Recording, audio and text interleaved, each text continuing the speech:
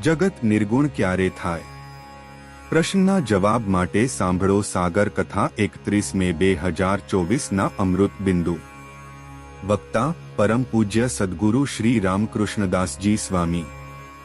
શ્રી સ્વામિનારાયણ સંસ્કારધામ ગુરુકુળ ધ્રાંગધ્રા. જે કાંઈ માન સન્માન છે તે ઠાકોરજીને લઈને છે, ઠાકોરજીને મૂકો એટલે કશુંય કાંઈ નથી. ભગવાનને ભગવાનના અનુભવી ભાગવત એકાંતિક સંત પુરુષ હોય એની મરજી લોપીને જે કાંઈ કરવું તે બધો અધર્મ, તેની ઈચ્છા ઉલ્લંઘીને જે કંઈ કરવું તે બધો અધર્મ.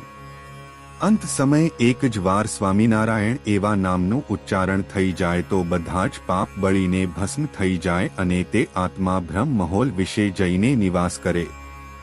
વિશ્વમાત્ર એ જન્મ મરણ અને નરક યાતનાના દુઃખનું કારણ છે.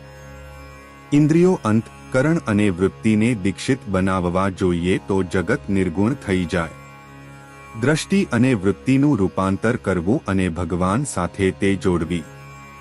જેને ભગવાનને પામી જવાની તીખી લવિંગિયા મરચા જેવી વાસના હોય તેને ભગવાનના સંતના હૃદયમાંથી જે વાણી નીકળતી હોય તે અમૃત અને તે નિર્મળ અને સુખાકારી હોય, બાકીનાને ઝેર જેવું લાગે.